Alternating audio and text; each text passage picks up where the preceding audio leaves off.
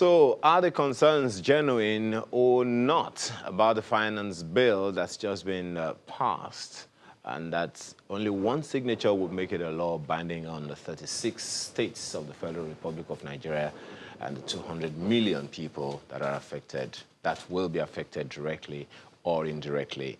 To discuss these issues, well, we have a number of people, but here in Abuja for now, we have the head of research and advocacy at LCCI, Mr. Matthew Ojo. He's here with us in the studio. Thank you very much for joining us. Thank you for having me. Well, as far as the Senate is concerned, and of course the presidency, this bill isn't really as bad as it looks.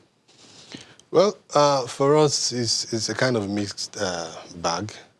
The bill has its bright side. What are these bright sides? Now, for us, we look at, when I say for us, I mean talking from the business angle. At least you have the bill looking at companies with turnover less than 25 million annually, exempted from registering and filing for VAT. It's also considered those who are between 25 million to 100 million for the company income tax that used to be 30%. Theirs will be 20%.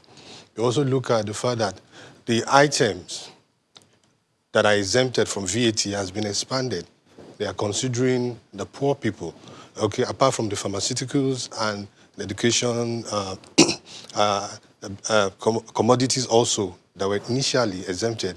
You have more added now. You have cereals, all from vegetables, fruits. They are listed such that you don't know, the poor people will not feel that, ordinary Nigerians will not feel that pinch as far as VAT is concerned. So what then is the issue that LCCI has with it?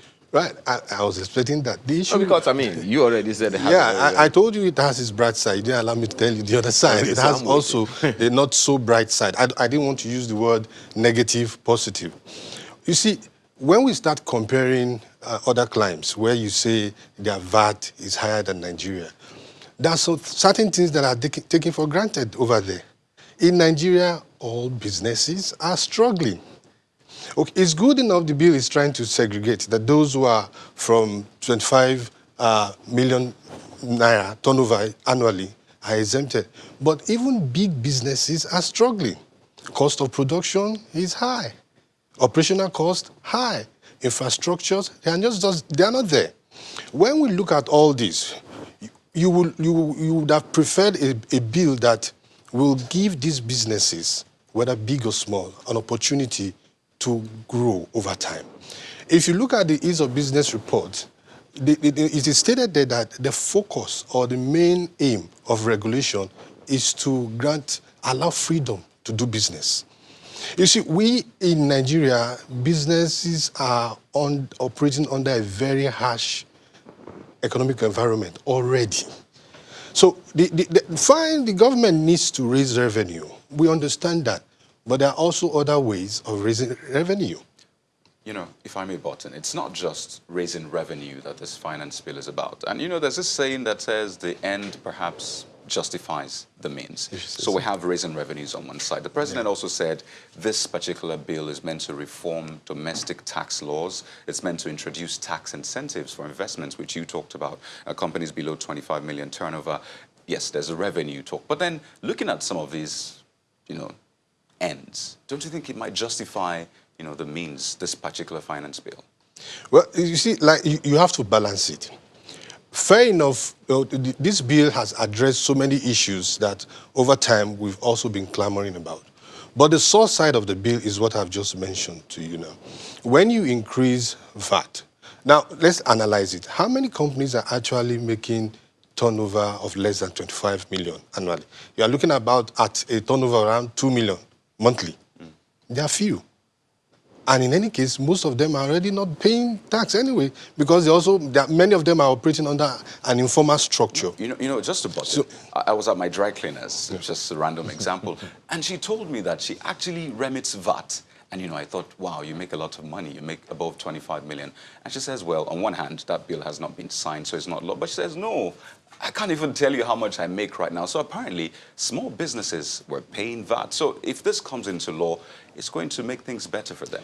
See, I understand what we're saying. We are not arguing that they are going to benefit. I'm only saying that even those you assume to be big are struggling. That, you see, this bill doesn't take out the fact that businesses are struggling. And it also does not take out the fact that we appreciate the good side of it. I mentioned that earlier. You see, a lot has been done to also increase the tax net, to bring in more people so that revenue can be increased for the government. Like you said, it's just one side of it. But the other side of it, it would have been a wonderful situation where you consider the fact that for now, the environment is harsh, whether big, small, or mid-sized companies. Why not allow us to increase revenue, looking at other sides, bring in more people? Those areas will not be collecting tax. For example, foreign loan, okay, were initially exempted from tax, now is being considered. So that you drive in more revenue and allow these businesses to at least rest for a while. I want to assume that this kind of representation that you're talking about, and of course which both LCCI and NECA have made, I want to assume that these representations were made at the public hearing.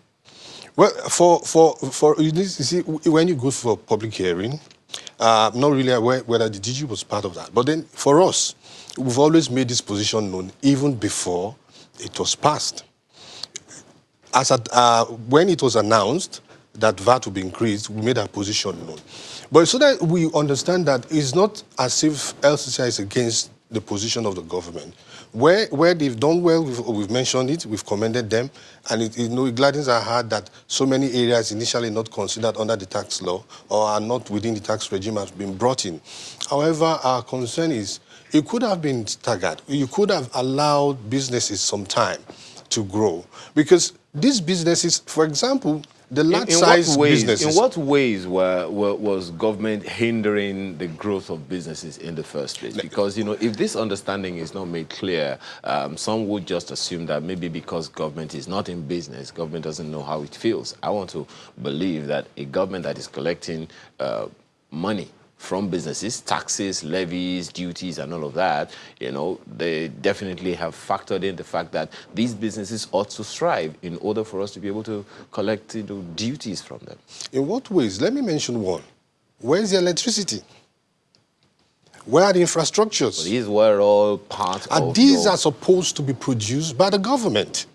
So a case where a business enterprise funds its electricity and then provides its own infrastructures, and of course, the cost of doing business presently is still high. Look at the roads. The cost of moving goods and services in Nigeria is something else. So isn't that why the government is perhaps trying to raise revenue? So I'm just saying, so they can put into electricity, put into roads, and then eventually all things become equal, as they say. The day is not just breaking. Businesses have been paying tax for years. Why were these things not done? So maybe trust is a major issue in this. Maybe it's the way government even spends the revenue it's making now. Because that's another cause, for concern. Government over the years have always taxed these companies.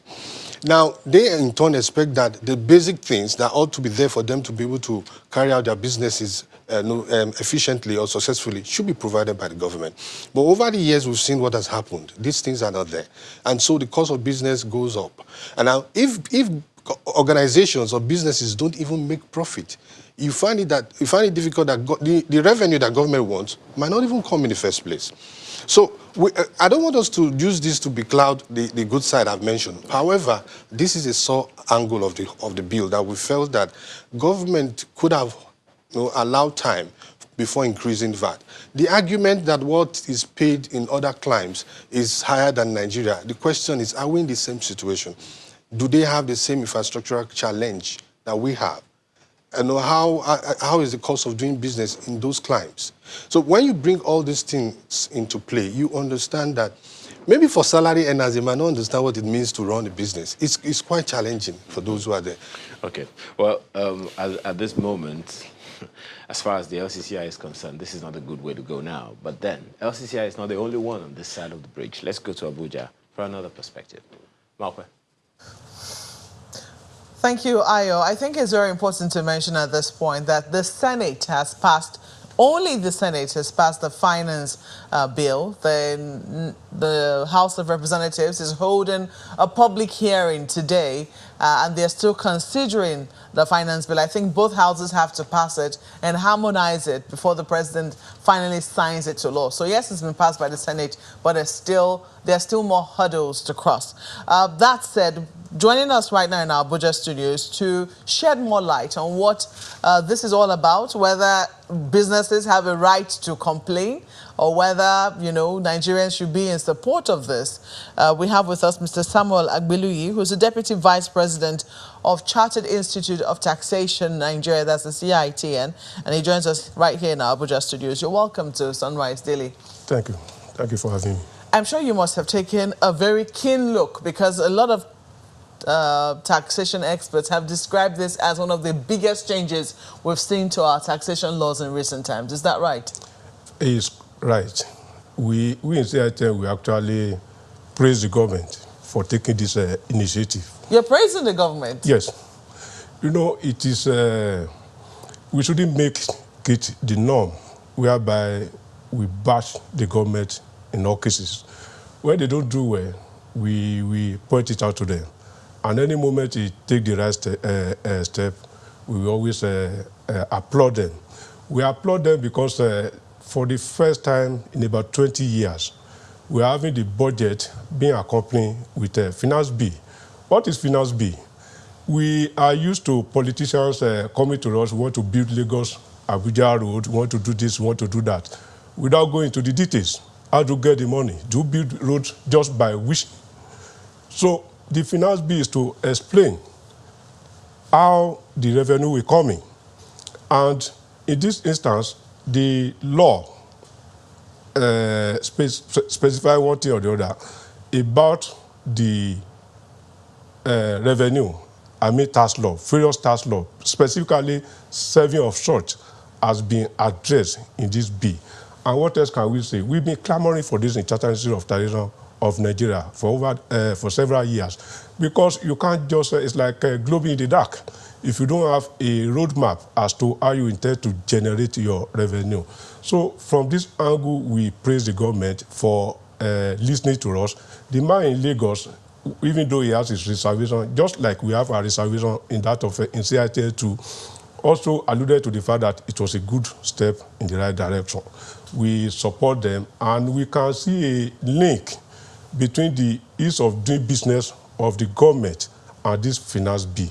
Particularly, it focuses a lot on the small and medium-scale industries. This is what we've been talking about over the years, and I think a lot of burdens have been taken off the small, medium-scale industry. And what is the essence of that? Is to allow them to thrive, allow them to operate in such a way that they could do better. And once they do better, there will be opportunity to pay more taxes. If you don't take care of these issues that they have addressed in this particular finance bill, of course, their growth is not guaranteed. But what we have now, we are sure, we are happy that at least for the first time, people are listening to the professionals as to what we feel we should do to make the country better, business-wise. So the big businesses that are complaining right now and saying, look, this is still, you said the CITN has reservations about the bill. Yes. Let's talk about some of the bright spots first. And then, because I think our guest in Lagos was already enumerating some of the bright spots, the fact that a lot of food items have been exempted from paying VAT, even pharmaceutical products, which used to pay before, are no longer, are exempted now from paying VAT, so they will not be a part of the increase. For companies, I think about, if you're earning between, or your turnover is about between 25 to 100 million, you're exempted from company income tax, or, so please kindly shed light on it before I say what is not there. In CITN, we have identified minimum of 18 benefits to the business sector. Okay. And let me specifically address the one you mentioned. It is those companies with turnover under 25 million will no longer pay company income tax. Oh, it's just under 25 million? Under 25 million. They will not pay company income tax, and they are not going to be filing or paying for VAT. That means they are not charging VAT on their products. We have company between 25 million and 100 million. The company income tax rate has always been 30%. That has been reduced for the companies within this group, 25 to 100 million. It has come from 30% to 20% now. Of course, for those who deal with figure every day, any percentage in the region of 10% is rather material. So even for the company between 25 million and 100 million, 10% reduction is a material reduction. And for those companies under 25 million, none, 0%, as against 30%, is a major reduction. Okay, so you are talking about 18 bright spots that you're 18. Exactly. Yeah, can you enumerate some of them for us? Okay, like the man in Lagos said, for those of us in CITN, the devil is always in the details. And before now, and up to now, what we have is when there is ambiguity in tax law, the revenue agencies seem to interpret it in their favor. And of course, between the revenue agency and the taxpayer, the revenue agency seems to be the bigger party, the stronger party. They have the power of the government behind them. Now, what we have with the, what do you call it, the VAT finance bill, covering the VAT, there are a lot of explanation, definition, and the exempted items, goods and services are being broadened.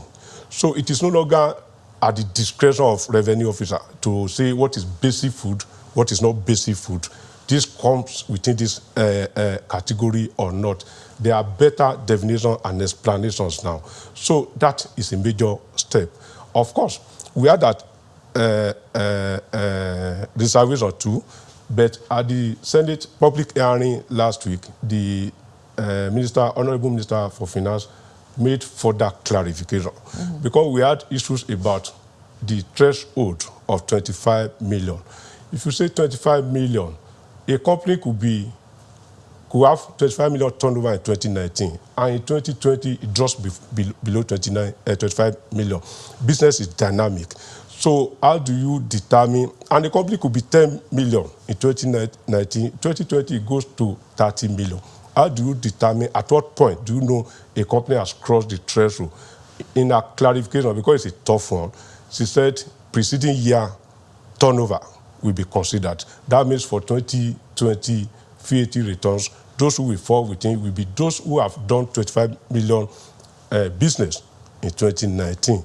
Now, if you get into your first quarter and your business is moving towards 25 million and above, you go ahead and register. It is not just that.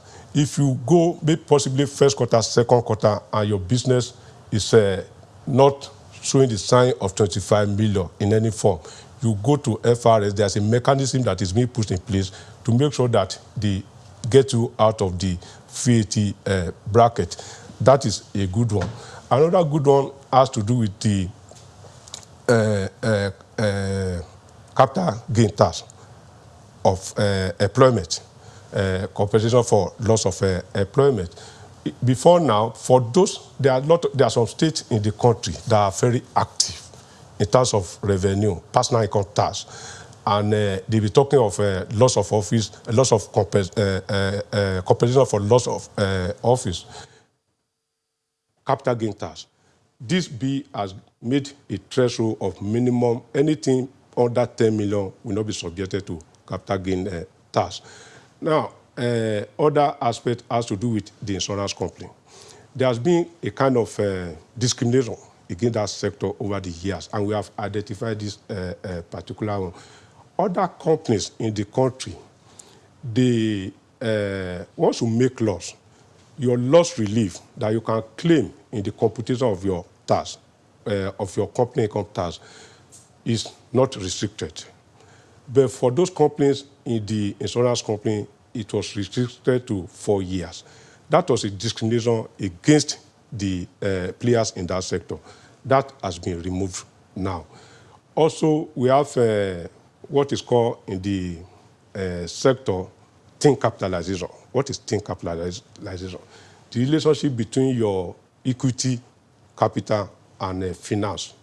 Now, this is rather technical, but something has been done in terms of definition in that area. It's not just by rule of thumb. If you want to do business, don't just rely 100% on debt finance. Bring in your money. Equity is to show your belief in the business you are setting up. So there has been a lot of clarification in this area. So it's no longer at the whims and caprices of those in government. At least once you know the law, as far back as 18-something, Adam Smith told us of certainty. Once we have certainty of the law, then the players know what to do. Predictability. You know what to do as you go into 2020 regarding certain area aspect of your business. These are some of the benefits we have seen. Of course, we have also spotted some downside of that bill. Which include? There's what is called minimum tax. What is minimum tax? For companies that, after preparation of their account, they could not make, they didn't make profit. So there has been the practice that even though you didn't make profit, you must pay what is called minimum tax. And for us, we believe minimum tax is a capital erosion because you've not made profit, and it's not your business. It's not your fault. No business is set out to make loss. Now, if over the years or in a particular years you've not made profit, why will you be made to pay minimum tax? We've complained about this. Something has been done in that direction, and we are still not comfortable about what is being done. This is one of the things we also did not like with what the Senate did last week.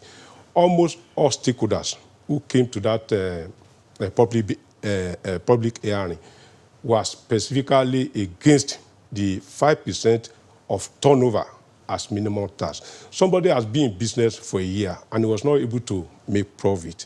And you say, possibly out of, maybe he doesn't have sufficient cash to take advantage of the opportunity within the system. And you say, even though you have not made profit, you must still come and pay 5% of your capital. So you are eroding the capital and you are incapacitating him in such a way that he may not likely to even make profit going forward. We are against this, and we believe the House of Rep will look into this because it was like 97% of what the executive sent to the Senate were adopted. I'm just wondering, though, that minimum tax which you say could be a downside. Some people will argue that what if people, under-declare and claim that they did not make any profit? Wouldn't people be finding a way to avoid or, as it were, evade tax? You see, there's always a mechanism to resolve this. When you file your return, after you have prepared your account, you file your return, you do your tax computation, the revenue agency, in this case, Federal Inland Revenue Service, they have a process which is called desk review. They look at your account, they look at industry average, they look at all manners of variables in your account, and they raise some questions.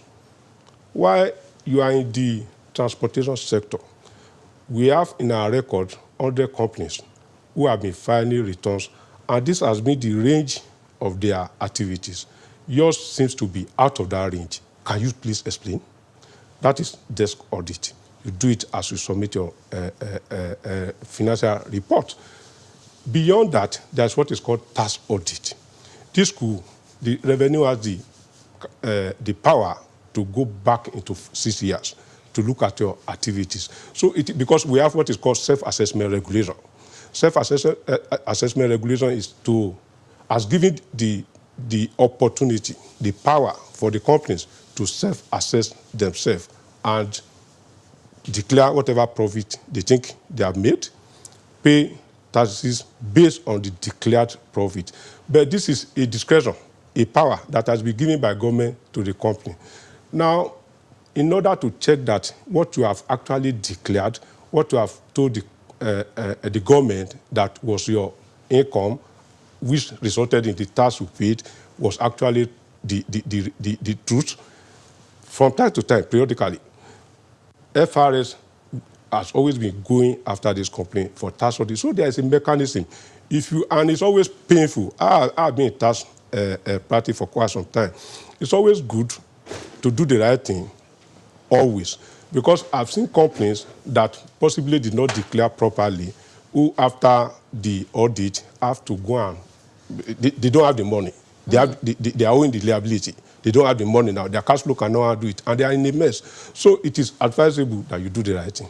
We'll come back and we'll finish this conversation after this break. Please stay with us.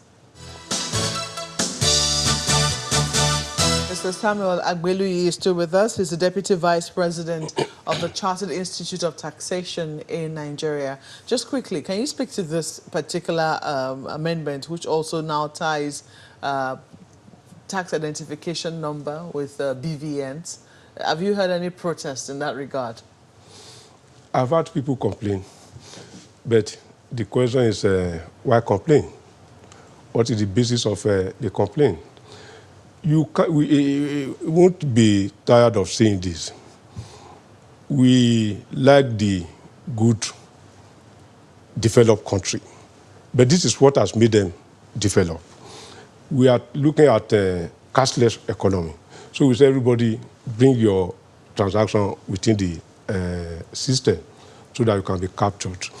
And if you bring your transaction within the system and you can be captured, of course, that will reduce the subjectivity that has always been in tax administration, whereby deemed income, what the revenue agency consider as deemed income for individual and some companies, are being the basis of assessment. Once your informations are there, then of course there will be basis of assessment. I'm aware that some people may not be comfortable with this, because possibly you have 100 and you don't want the government to know that you have 100. So, and this is a fallout of the trust deficit that has existed between the populace and the government over the years. And the government has responsibility in this area. Very unlike the revenue that has been collected over the years from oil production, you won't, the populace will not allow you to, I'm careful of my word, to filter revenue from taxes. So, and that is one of the things that is also there in developed country. You have advocacy. Everybody is looking at what you are doing, what percent you are using, what is your lifestyle as a government, all those kind of, because there's a relationship. Once the people are comfortable with what you are using the tax revenue for, of course, there will be voluntary compliance. But until then, the government needs to show the lead to bridge the trust deficit that has existed over the years. But if you want the honey, we can't run away from the bees. So we need to submit ourselves to the government.